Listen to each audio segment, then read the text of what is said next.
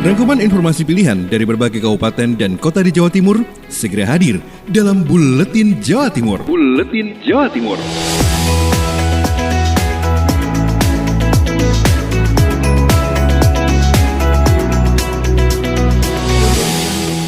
Salam jumpa sahabat di Buletin Jawa Timur untuk edisi Rabu hari ini, 30 September 2020. Bersama saya Bram Abidin MJ. Informasi pertama ikuti bersama Agustin Merdeka Bakti dari RSL FM Nganjuk menunggu peringatan BMKG. BPBD Nganjuk tetap melakukan pemetaan dan peringatan pada warga. Bencana longsor yang terjadi di sejumlah daerah di Indonesia mulai menjadi perhatian BPBD Nganjuk karena sejumlah daerah di wilayah selatan Nganjuk termasuk daerah rawan. Meski demikian, OPD yang membidangi penanganan bencana masih menunggu peringatan dini. Badan Meteorologi, Klimatologi, dan Geofisika BMKG Kabid Pencegahan dan Kesiapsiagaan BPBD Nganjuk Nugroho mengatakan, hingga kemarin masih belum ada peringatan dini pergantian musim dari BMKG. Karenanya menganggap masih terlalu dini membicarakan potensi bencana di musim penghujan. Sedangkan perakiraan cuaca 3 harian seperti yang dilaporkan dari BMKG selama ini menjadi acuan, termasuk untuk melihat potensi bencana di beberapa lokasi yang diperkirakan berbahaya.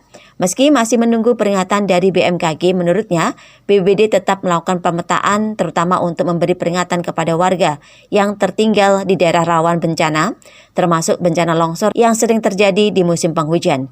Dari Agustin Merdekawati, Suara Anjuk Ladang Anjuk. Informasi berikut dari Ari Agustias Pradia Suara Tuban. Wakil Bupati Tuban kembali tinjau penyaluran jaring pengaman sosial pada 4.000 penerima tambahan.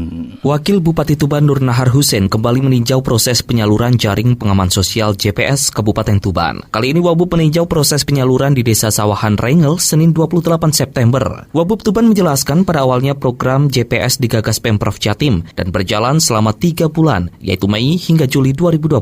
Pemkab Tuban berkomitmen melanjutkan program tersebut mengingat pandemi COVID-19 masih belum usai. Anggaran yang digunakan berasal dari APBD Kabupaten Tuban. Lebih lanjut, program JPS Kabupaten Tuban akan dilaksanakan selama 4 bulan, September hingga Desember 2020. Adapun jumlah penerima JPS mencapai 10.000 orang, kemudian ditambah kembali sebanyak 4.000 orang, dengan latar belakang pekerjaan adalah guru honorer madrasah swasta, sehingga total penerima hingga saat ini mencapai 14.000 orang. Masyarakat ini kan sama, ini posisinya kan dia terdampak COVID-19, sedangkan yang BST, bantuan sosial tunai itu kan berlanjut sampai Desember, sehingga kebijakan pemerintah Kabupaten Tuban kita meneruskan atau punya program JPS jaring pengaman sosial untuk warga kita yang dimulai pada September, Oktober, November, Desember 4 bulan. Ini dulu jumlahnya 10.000 KK, sekarang tambah 4.000 KK.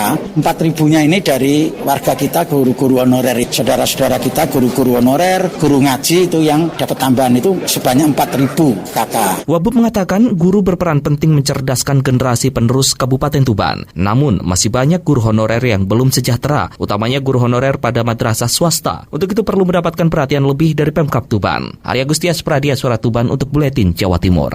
Sahabat, datang ke Lumajang, Gubernur Jawa Timur bangga melihat kerukunan antar umat beragama masyarakat Senduro. Informasi selengkapnya disampaikan Bobi Wijayanto dari Suara Lumajang. Kofifa Indar Parawansa, Gubernur Jawa Timur, mengaku bangga melihat kerukunan antar umat beragama yang dijaga oleh masyarakat Senduro.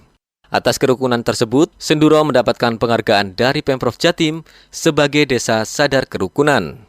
Hal itu disampaikannya saat datang ke Pura Mandaragiri Semeru Agung. Dalam kesempatan tersebut, Kofifa berpesan agar nilai-nilai guyub rukun tetap terjaga di Senduro. Menurutnya, silaturahmi merupakan penyambung kasih tanpa memandang suku, ras maupun agama. Selain itu, Gubernur juga menyampaikan bahwa kerukunan menjadi dasar dari keberhasilan pembangunan. Sementara itu, Thoriqul Haq Bupati Lumajang menjelaskan bahwa Senduro memiliki sejarah panjang dalam hal kerukunan antar umat beragama. Masyarakat Senduro dapat menjadi contoh nyata bahwa suku maupun agama tidak menjadikan benteng penghalang sebuah kerukunan yang ditunjukkan dari banyaknya masjid dan adanya pura terbesar dan tertua, yakni Pura Mandaragiri Semeru Agung. Bobi Wijayanto, Suara Lumajang FM, mengabarkan. Dari Lumajang, kita menuju ke Kota Probolinggo menjumpai Devi Aprilia dari Suara Kota Probolinggo.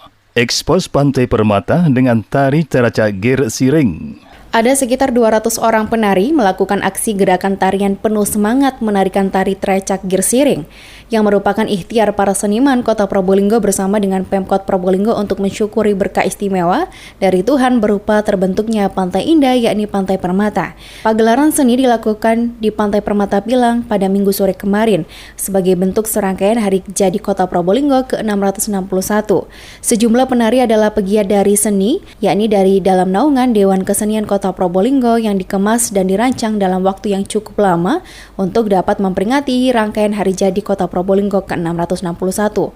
Menurut Wali Kota Habib Hadi, dipilihnya Pantai Permata Pilang sebagai tempat pagelaran seni adalah menjadikan ikon wisata baru di Kota Probolinggo dan tidak menutup kemungkinan setelah pandemi usai, Pantai Permata menjadi destinasi wisata untuk wisatawan asing ataupun lokal, bahkan saat kapal pesiar bersandar di pelabuhan Kota Probolinggo. Devi Aprilia, Suara Kota Probolinggo.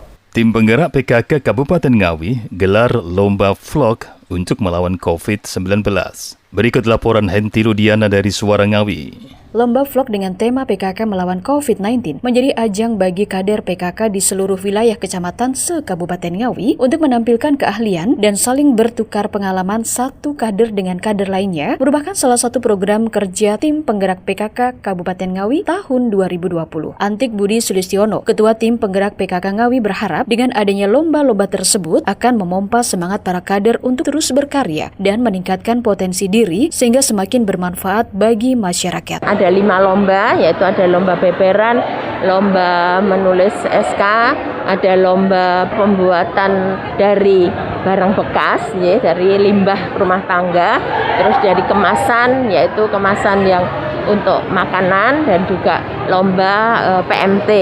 Jadi dari itu semua tentunya bisa untuk referensi dari ibu-ibu yang lain. Kegiatan yang dilaksanakan 21 sampai dengan 25 September kemarin ini mengambil tema melalui Jambore, kita tingkatkan kinerja kader PKK sebagai garda terdepan dalam upaya meningkatkan pemberdayaan keluarga. Dilaksanakan selama 5 hari berturut-turut dan diisi dengan berbagai kegiatan perlombaan untuk semakin meningkatkan keahliannya.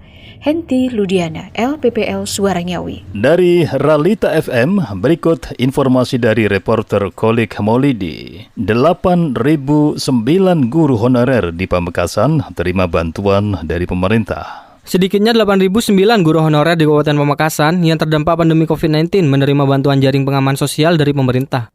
Ahmad Zaini selaku Kepala Dinas Pendidikan Pamekasan, dari sebanyak 8.009 guru honorer yang menerima bantuan jaring pengaman sosial itu dari berbagai tingkatan pendidikan di Kabupaten Pamekasan. Masing-masing menerima bantuan sebesar Rp600.000 dan bantuan ini ditransfer ke nomor rekening masing-masing penerima bantuan. Namun karena penerima bantuan jumlahnya banyak, apalagi bersamaan dengan pencairan jenis bantuan lainnya, seperti bantuan langsung tunai atau BLT dana desa, maka butuh waktu lama. Menurutnya, pencairan bantuan tersebut akan terus dilakukan secara bertahap. Jika masih ada yang belum cair, kemungkinan terdapat masalah di nomor rekening yang disetorkan kepada Dinas Pendidikan. Berdasarkan laporan yang disampaikan oleh pihak bank yang menjadi mitra pada proses pencairan bantuan tersebut, sebagian nomor rekening yang diserahkan penerima bantuan sudah tidak aktif lagi. Di sisi ini, guru merupakan salah satu kelompok profesi yang mendapat perhatian dari pemerintah selain kalangan dari seniman. Holik Maulidi, Ralita FM, Pamekasan. KONI Kota Blitar usulkan pembangunan gedung olahraga baru. Informasi selengkapnya berikut bersama Kirana Nisa dari Mahardika FM Blitar. Sobat Komite Olahraga Nasional Indonesia KONI Kota Blitar mengusulkan pembangunan gedung olahraga GOR baru ke Dinas Pemuda dan Olahraga Kota Blitar. Gagu Dwi Atmanto, Ketua KONI Kota Blitar mengatakan, pengusulan GOR baru ini untuk membackup GOR yang saat ini ada. Menurut Gagu, jadwal latihan beberapa cabur di GOR Soekarno-Hatta di Jalan Kalimantan sudah cukup penuh, sehingga butuh backup untuk mewadahi beberapa cabur yang belum memiliki sarana tempat latihan. Menurut Gagu, beberapa cabur yang saat ini melakukan latihan di GOR Soekarno-Hatta yaitu bola basket, bulu tangkis, dan lainnya. Pihaknya menyebut usulan ini sudah disampaikan ke Dinas Pemuda dan Olahraga Dispora sebagai fasilitator KONI Kota Blitar. Terus kesempatan atlet yang tak bilang tadi dari Dinas Pendidikan, dari itu terus punya klub, gimana latihannya kalau nggak kita bangun baru, sedangkan GOR ini kecil. Makanya kemarin kita survei ke beberapa kabupaten dengan Pak Juari, ke Kenarok sama Magetan. Dikonfirmasi terpisah, Juari, Kepala Dispora Kota Blitar, membenarkan adanya usulan pembangunan pembangunan GOR baru dari KONI. Senada dengan Gagu, Juari menyebut keberadaan GOR Soekarno-Hatta saat ini sudah penuh, sementara kegiatan masyarakat dan atlet terus meningkat, sehingga dibutuhkan GOR baru untuk mewadahi kebutuhan masyarakat dan atlet. Juari mengaku sudah menyampaikan usulan itu ke pimpinan. Saat ini pihaknya mulai mempersiapkan beberapa langkah strategis, mulai dari dokumen perencanaan dan lainnya. Sementara kegiatan masyarakat, kegiatan olahraga cukup antusias sekali Kota Blitar dan juga para atlet kita. Maka kita diperlukan untuk penambahan GOR baru ini kita. Irana Nisa, Mahardika FM. Dari RGR FM Tulungagung, berikut reporter Mega Kristi. Dinas Kesehatan dan gugus tugas COVID-19 kampanye program kesehatan. Dinas Kesehatan dengan gabungan gugus tugas melaksanakan kegiatan kampanye pakai masker dengan tema Jangan Kendor, Disiplin Pakai Masker. Tujuan diadakan kegiatan tersebut adalah adanya komitmen disiplin protokol kesehatan bagi masyarakat Tulungagung, menumbuhkan kesadaran masyarakat untuk saling melindungi agar tidak menularkan dan tertular COVID-19, bertambahnya wawasan masyarakat tentang COVID-19 dan situasi perkembangan COVID-19. Adanya dukungan dari pihak pemangku kebijakan di tempat-tempat yang dijadikan sasaran kegiatan dalam penyediaan sarana prasarana yang menunjang penerapan protokol kesehatan. Kegiatan dilaksanakan di 3 lokasi, yaitu Pasar Ngemplak, Kecamatan Tulungagung, Perempatan Pertigaan Anjungan, Kalingrowo, dan Perempatan TT, Tulungagung. Aksi kampanye ini dilakukan dengan cara edukasi COVID-19 bagi masker dan leaflet, wawancara dengan masyarakat, dan penandatanganan komitmen. Saya Mega Kristi, 90,1 RGR FM Tulungagung. Berikut ini Dinda Alivia dari Persada FM. Sumbangan dana kampanye pilihan Bupati Blitar dibatasi. Maksimal Rp750.000 bagi penyumbang perseorangan. KPU Kabupaten Blitar memberikan sosialisasi kepada pihak 2 pasangan calon, Bupati dan Wakil Bupati Blitar terkait dana kampanye, sebab masa kampanye berlangsung mulai tanggal 26 September sampai 5 Desember 2020, di mana di dalam masa kampanye ada tahapan mengenai dana kampanye. Hal itu diungkapkan Ketua KPU Kabupaten Blitar Hadi Santoso, yang menuturkan pihak pasangan calon sudah diminta menyiapkan rekening untuk diserahkan ke KPU, baik itu rekening masing-masing pasangan calon ataupun rekening yang dikelola oleh tim. Ada pembatasan sumbangan yang diberikan kepada masing-masing pasangan calon bagi perorangan jika ingin menyumbang paslon untuk kampanye maksimal Rp750.000. Sementara bagi badan hukum maksimal Rp750 juta. Namun secara keseluruhan tidak ada batasan jumlahnya. Lagi kita memasuki masa kampanye mulai 26 September sampai tanggal 5 Desember. Nah, di dalam kegiatan kampanye ini ada tahapan terkait dengan dana kampanye. Hadi menambahkan dari rekening yang diberikan ke KPU maka bisa melihat dana kampanye masing-masing pasangan calon untuk selanjutnya akan diaudit. Ninda Alivia, Radio Persada FM Blitar.